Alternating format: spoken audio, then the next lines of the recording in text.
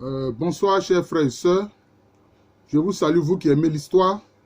Alors, nous poursuivons une autre des séries, à savoir les entraves au commerce dans l'espace Akan.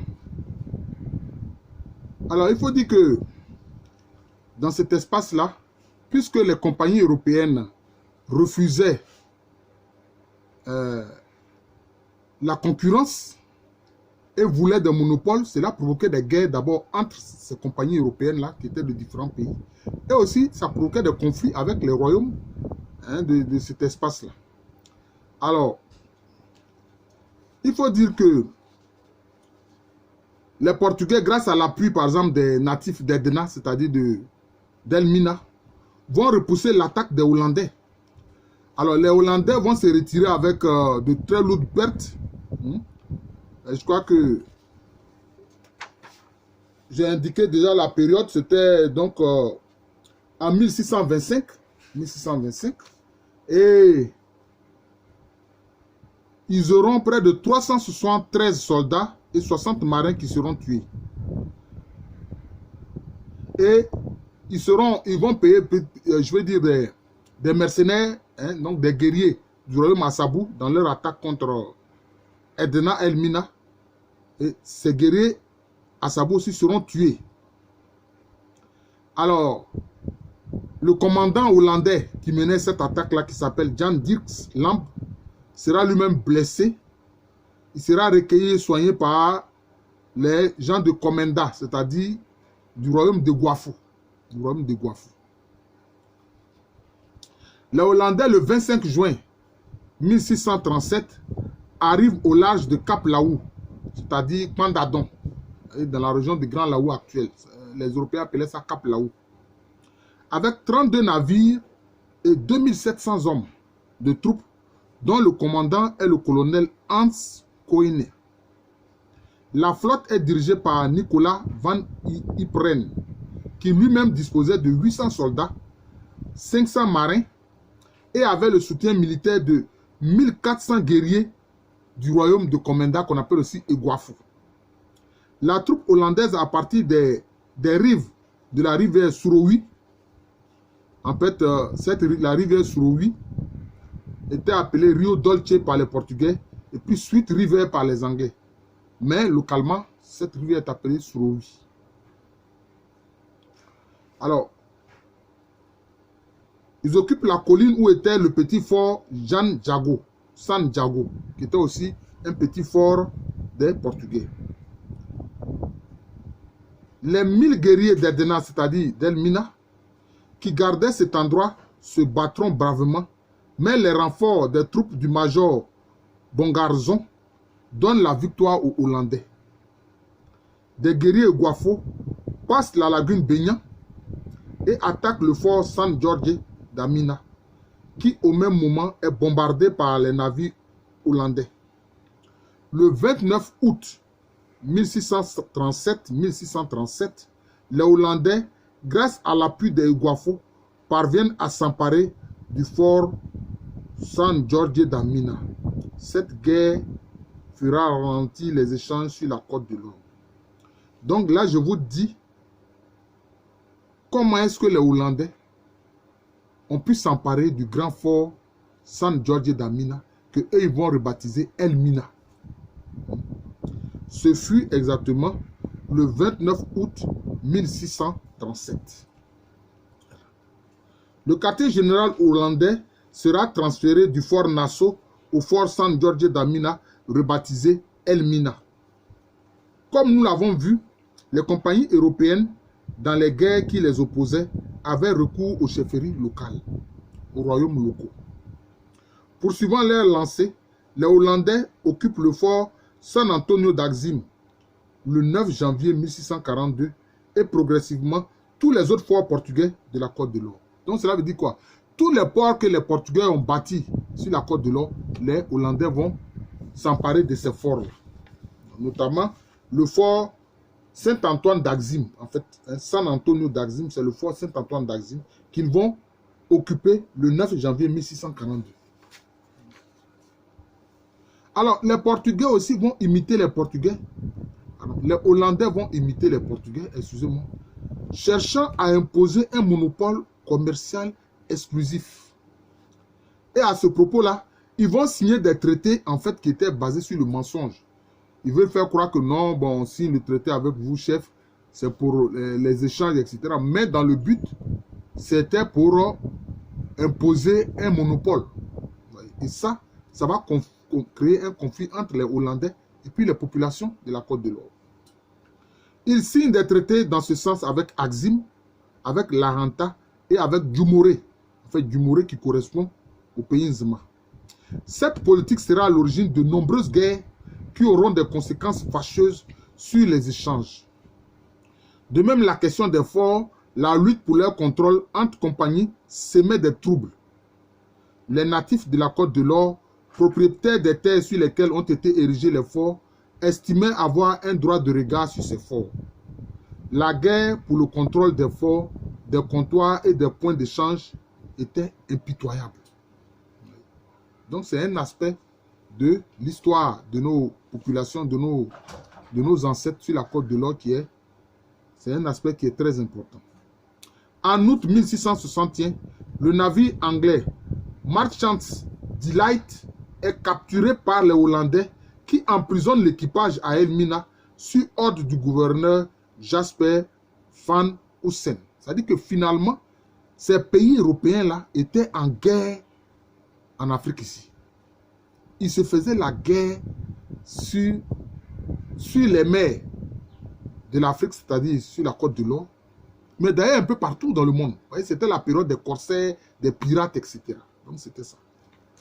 Quand les Anglais créent une nouvelle compagnie appelée Company of Royal Adventure of England Trading to Africa en 1662, ils transfèrent leur quartier général de Cormanting à Cape Coast Castle, c'est-à-dire bon, Cape Coast qui est appelé Ogua par les autochtones Fanti, mais il y a un fort là, donc ils ont appelé Cape Coast Castle.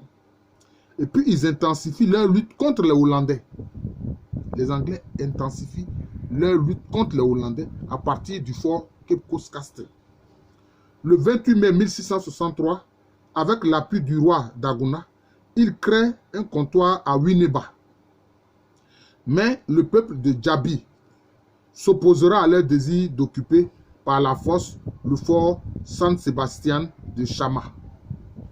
Chama qui n'est pas très loin de l'embouchure du fleuve Pra, en territoire aranta. Les tentatives hollandaises pour s'emparer du fort Cormanting rencontrent la riposte vigoureuse de John Cabes. Le chef d'Anoumambo, dont les Hollandais espéraient le soutien, leur oppose un refus catégorique. Les Hollandais, à force de bombardements, parviennent à s'emparer du fort Cormanting, qu'ils rebaptisent Fort Amsterdam et s'occupent à renforcer ses défenses entre 1681 et 1682. Les Anglais vont protester vigoureusement contre cette guerre qui ruinait leurs affaires, qui pourtant avaient prospéré, car jusqu'en 1682, ils avaient exporté des marchandises d'une valeur de 158 000 livres. Vous voyez, comme ils se faisaient beaucoup d'argent en Afrique ici.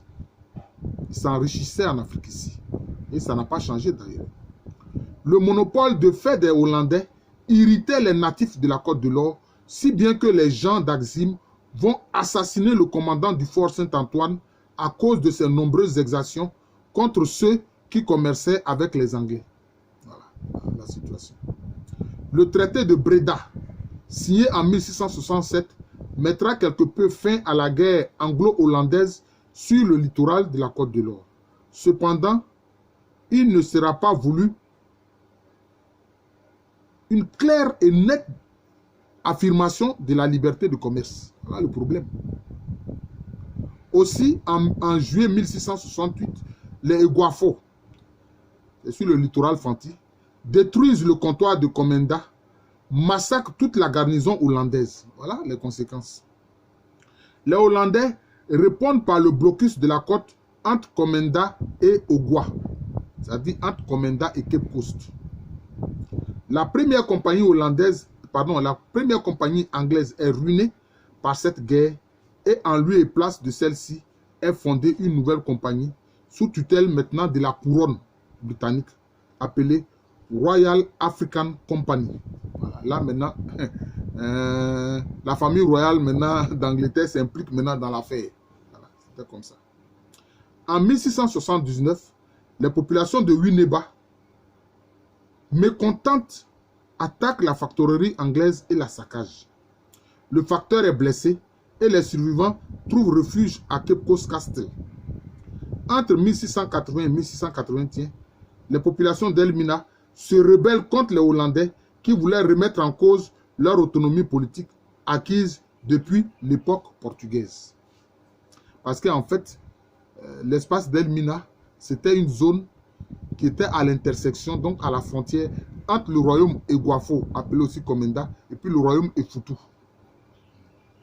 Mais les Portugais en ont fait une cité politiquement autonome, séparée de l'Eguafo et séparée de l'Efutu. Voilà comment ils sont venus s'aimer le trouble ici. C'est comme s'ils ont créé une chefferie autonome qui ne dépend plus de ces anciens souverains. Les Elminais, aidés des Eguafo, font le siège du fort Elmina. En 1681, un incident éclate à Ogua. Un esclave ayant fui du fort vient se réfugier dans le village. Le refus des populations de le livrer provoque un bombardement anglais. Les Anglais tenaient à forcément récupérer cet esclave-là. Aussitôt, 700 guerriers d'Ogua, c'est-à-dire de Cape Coast, assiègent le fort de Cape Coast Castle. C'est le roi de Futu, souverain de la région, qui calmera les esprits et réglera pacifiquement le différend. Donc vous voyez, à cause d'un esclave, il y a la guerre. Parce que les Africains voulaient qu'il soit libre, alors que les Anglais voulaient forcément le récupérer. Il est rapporté par les sources écrites que les Hollandais imposaient des taxes sur la pêche à Axim, Chama, Elmina, Mouri, etc. Mais ça, je vais régler cette question. Qu'ils interféraient dans les affaires judiciaires locales. En réalité, c'est la position de neutralité que leur conférait le statut d'étranger que les natifs, en toute liberté, utilisaient pour régler des litiges graves. Donc, ce n'est pas parce qu'ils sont tout forts, non. Parce que souvent, les populations à quand il y avait des litiges, ils faisaient appel à un regard neutre. Donc, c'est comme ça. Qui faisait quelquefois appel aux Européens pour régler certains litiges. C'était comme ça. Et si tu as participé au règlement d'un litige, ben, on te donne quelque chose. On te donne une récompense. C'est ça qu'il s'agit. Or, prendre part au jugement d'une affaire chez les Akans donnait le droit de percevoir une part de l'amende versée. C'est ce que je disais. Le roi Ashanti Osei Mensa Bonsou, par exemple, fera appel au gouverneur Strachan pour régler le différend qu'il opposait à Asafo Adjei, chef guerrier du Djuaben. Cela n'est nullement synonyme d'allégeance. Il y a eu une mauvaise interprétation en la matière. Pour ce qui est de la pêche et des prétendues taxes que percevaient les Hollandais, là aussi, il convient de clarifier les choses. Pour se nourrir, les Européens dans les forts s'approvisionnaient en vivres auprès des natifs de la côte. Vous voyez que donc les natifs de la côte tiraient un revenu de ce commerce-là. Cela leur revenait parfois assez cher. Ils louaient donc leurs barques à des pêcheurs africains. Voilà, les Européens louaient leurs barques à des pêcheurs africains, conformément aux pratiques économiques locales, et percevaient le tiers de la production. C'est ce système-là que les Akans appellent Abunsa, c'est-à-dire en 3 parts, un partage en 3 parts. Le roi de Futu permettra à 2 facteurs de Cape Coast Castle de siéger dans sa cour de justice. Le chef de Pokesso en fera de même avec 2 facteurs brandebourgeois, toujours pour le regard extérieur. Voilà. Mais ce n'est pas synonyme de domination des Européens, pas du tout. Les différents gouverneurs brandebourgeois, à savoir John Niemann, John ten Horst, Jacob ten Horst, Gisbert von Hogel, auront de bons rapports avec les Ahanta. Le seul incident est celui, les Ahanta, ce sont ceux qui sont dans la région de Sekondi Takoradi. Leur capitale s'appelle Aoussoua. C'était la capitale royale en fait. Le seul incident est celui qui provoqua l'assassinat du facteur d'Akuida, localité aussi qu'on appelle aussi Akoda, au niveau des sources écrites. Donc, il sera assassiné par des natifs de la région. En septembre 1694, le fort hollandais d'Orange à Sekondi est attaqué par les Ahanta qui ne voulaient pas du monopole commercial de la Compagnie des Indes occidentales des Hollandais. La guerre de Guafo, guerre de Komenda, en 1694, va causer de graves dommages au commerce dans la région. Le casus belli est parti de ce que les Hollandais voulaient rouvrir la vieille mine portugaise à Abrobi. Or, la colline voisine était le sanctuaire d'un esprit qui faisait l'objet de culte dans la région. Le roi Guafo s'oppose donc à ce projet et provoque le courroux des Hollandais qui se servent des ambitions du propre frère du roi pour déstabiliser le royaume. Voilà, donc vous voyez. Comme toujours, comme on dit, la théorie du troisième homme. Voilà. Puisque le roi de Guafo s'oppose à leur politique dans la région, les Hollandais veulent maintenant s'appuyer sur le frère du roi pour déstabiliser le royaume. Voilà, c'est ça. Comme toujours, cette méthode n'a pas changé. Les Hollandais, aidés de leurs alliés d'Edna, donc d'Elmina, et de mercenaires d'Ogwa, attaquent le Guafo, qui lui était aidé par les Assabou. Les Hollandais et leurs alliés subissent de lourdes pertes aux grandes dames du gouverneur Smith. Son successeur, Stafford, mène des négociations de paix avec les Oguafo, mais elles n'aboutissent pas. Et en 1695, les Oguafo attaquent le fort Vredenburg, dont Bosman était le facteur. Stanford propose de l'or aux Borbor Fanti pour avoir leur appui militaire, tandis que les Anglais en font de même, pour obtenir leur neutralité. Vous voyez, ils s'achètent ils se payent des mercenaires. Voilà.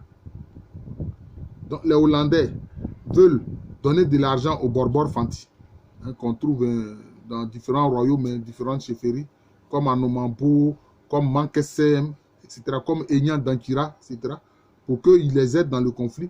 Mais les Anglais aussi payent ces mêmes Fanti-là pour que ceux-ci restent neutres. Voilà. Les Hollandais se tournent vers le Dankira, mais là aussi, ils n'obtiennent pas satisfaction. Finalement, la paix revient en des termes satisfaisants pour les deux parties. C'est mieux ainsi. En 1697, les Hollandais, sans l'autorisation des natifs, commencent à bâtir un fort à Apam. À Apam. Apam, c'est un peu la zone qui fait la limite entre l'espace Fanti et puis quand on évolue vers le littoral de la région d'Accra. Ces derniers s'opposeront jusqu'en 1702, période pendant laquelle ils permettent enfin aux Hollandais de bâtir le fort Leidschamhead. Le 1er juin 1698, les Hollandais, furieux que les Anglais n'acceptent pas d'être concurrencés à Dieskov, Dieskov c'est un pays en Anta, attaquent le fort de Dieskov. Vous voyez. Et ils refusent le monopole, mais ils se plaignent quand les Anglais aussi veulent appliquer un monopole. Voilà le problème, les contradictions créées par ces Européens. Le commandant Johnson et plusieurs membres de la garnison sont tués. Le fort détruit au cours de l'attaque sera rebâti en 1726. Tout comme les natifs de la Côte de l'Or avaient refusé le monopole du commerce lusitanien, c'est-à-dire portugais, ils feront de même avec les Hollandais. Parce que nos ancêtres voulaient la liberté du commerce, la liberté économique. Les natifs de Djumoré, un pays Fanti surtout, vont résister à cette volonté hollandaise d'imposer aussi le monopole. Les Hollandais proclamaient, à travers la juridiction du fort Saint-Antoine d'Axine, avoir acquis le droit d'exercer le monopole à la suite des Portugais, c'est-à-dire entre Elmina et le pays Nzima, entre Djumoré. Mais les concurrencés revenaient à être, donc cela veut dire que pour eux, les concurrencés revenaient à être en infraction ou dans l'illégalité vis-à-vis de la dite juridiction. L'esprit même dans lequel a été faite cette juridiction prouve que les Hollandais usaient de duperie pour amener les chefs africains des royaumes côtiers à signer des textes dont ces derniers ignoraient visiblement le contenu réel, de sorte que leur application va provoquer des révoltes et des oppositions de la part des populations. D'ailleurs, c'est ce qu'ils vont faire durant l'époque coloniale avec les prétendus protectorats. Voilà. Ils ne changent pas leur façon de faire. Henri Kaelof, avant de quitter la Compagnie des Indes occidentales, est celui qui a proposé en 1647 et 1648 à ses supérieurs hiérarchiques de revendiquer des droits sur une large zone côtière autour d'Axim. Valkenburg, qui plus tard sera nommé directeur général de la compagnie des Indes occidentales à Elmina, est celui qui, en 1656, a élaboré cette juridiction en s'appuyant sur le fait que les Hollandais sont les légitimes successeurs des Portugais. Oh non, ils ont expulsé les Portugais de force. En tant que tel, soutenait-il, les Hollandais devaient pouvoir jouir des prérogatives que les Portugais ont exercées entre 1480 et 1642 sur la Côte de l'Or, alors que les Portugais aussi ont été confrontés à l'opposition des populations qui ne voulaient pas du monopole de ces Portugais-là. Il affirmait notamment que les États de Jomo, c'est-à-dire Jomoré, Abripiquem, Cobré, Boncri, Axim et Ancassé c'est vers la zone de Ouassa, portaient auparavant leurs différends devant le commandant portugais d'Axim. Alors que là, je l'ai expliqué, c'était pour le regard neutre concernant les affaires judiciaires. En vertu des droits que s'octroyaient les Hollandais à travers la juridiction du Fort Saint-Antoine, ils vont décider de réprimer leurs concurrents européens et les Africains qui auraient des échanges commerciaux avec ces derniers. Les compagnies des Indes occidentales qui commerçaient entre Elmina, donc la compagnie des Indes occidentales qui commerçaient entre Elmina et Jumuré, et même à Asoko dans la région d'Adieke, donc en pays hôtelier, furent déclarées interlopes. Plutôt, les différentes compagnies étrangères qui commerçaient donc dans ces zones-là furent déclarées interlopes par les Portugais et donc par les Hollandais, et combattues sans pitié. Le terme interlope a trait au trafic frauduleux. En réalité, chacune des compagnies considérait la concurrente comme relevant du commerce interlope. Voilà, c'était vraiment un véritable désordre. Philippe Peters, Van der Beke et Van Guy, ayant reçu l'ordre de bâtir un fort à Cape Tree Point, qu'on appelle en fait Adonjine, avec l'approbation des chefs locaux, leur ont par exemple demandé de faire le serment de ne pas commercer avec les interlopes anglais et français. Benjamin Roll, qui travaillait pour le compte de la compagnie brandebourgeoise, signalait, la compagnie brandebourgeoise, c'est une compagnie des Allemands. Le Brandebourg, le duché de Brandebourg, faisait partie un peu de l'espace allemand. Signalait le 18 décembre que les populations de Cap Apollonia, c'est-à-dire Benini en pays Nzima, Assini et Abiné, c'est-à-dire Asoko, et Jumoré, ont tout droit, ne dépendent de la juridiction d'aucune puissance et que les interlopes hollandais réalisent de gros bénéfices grâce au trafic de l'or. Donc vous voyez, en réalité, même les Hollandais avaient des personnes, je peux dire, des hommes d'affaires libres qui quelquefois armaient des navires pour venir faire du commerce. Hein? Donc il n'y a pas que les autres compagnies que les Hollandais traitent d'interlopes parce que eux-mêmes, leurs concitoyens hollandais privés, quelquefois, venaient faire du commerce. Et la compagnie donc des Indes occidentales trouvait cela frauduleux. Donc c'est ça. C'est cela. Donc il faut dire que toutes ces régions-là ne dépendent d'aucune puissance, comme le dit bien Benjamin Roll, et que les interlopes hollandais eux-mêmes réalisent de gros bénéfices grâce au trafic de l'or. Mais en fait, ce n'était pas un trafic de l'or. Les marchandises étaient achetées avec la poudre d'or. Donc la poudre d'or était en fait la monnaie de ces transactions-là. Or, les Européens ils considéraient la poudre d'or qu'ils recevaient comme une marchandise. Donc ils pensaient être dans un troc. Alors que non, c'était un commerce monétaire. Parce que pour ces populations-là, la poudre d'or, c'est leur monnaie. Voilà, donc c'est de ça qu'il s'agit. Cette information de Benjamin Roll montre que soit les brandebourgeois ignoraient l'existence de la juridiction du Fort Saint-Antoine, soit qu'ils refusaient de la reconnaître. Et c'est à juste titre d'ailleurs. Les Hollandais livraient une guerre sans merci aux marchands concurrents en s'apparant de leurs navires et en emprisonnant leurs marins. Jan Palliot et ses hommes ont été emprisonnés et torturés sur ordre de Valkenburg, alors commandant du fort Saint-Antoine d'Axim. Les vaisseaux hollandais sillonnaient régulièrement le littoral entre Axim et Cap Apollonia pour se saisir des navires interlopes, enfin des navires qui traitent interlopes, donc des navires de trafic, qui considèrent comme illégal par rapport à l'intérêt de la Compagnie des Indes occidentales des Hollandais. La Compagnie des Indes occidentales a envoyé en 1684 le navire de Gouben, l'œuvre, pour enquêter sur le trafic de l'ivoire et se saisir de l'or obtenu par les interlopes grâce à leur vente auprès des natifs de Cap Apollonia, c'est-à-dire du pays Nzima et Assini. Je vais m'arrêter là. Je pense que ça risque d'être très long si je continue. Je vous remercie. Donc, je viens de vous présenter un aspect des entraves au commerce dans l'espace Akan, notamment sur le littoral de la Côte de l'Or. Et on voit bien que ce commerce-là, cette activité-là rapportait beaucoup. Mais le refus de la libre concurrence de la part des compagnies européennes provoquait des guerres. Et ça, c'était une entrave au commerce. Donc, c'est la deuxième vidéo que je fais sur cette question. Je vous remercie. Je suis le professeur Alou Kwame René. J'enseigne à l'université Félix Houphouët-Boigny au département d'histoire. C'est en Côte d'Ivoire, un pays situé en Afrique de l'Ouest.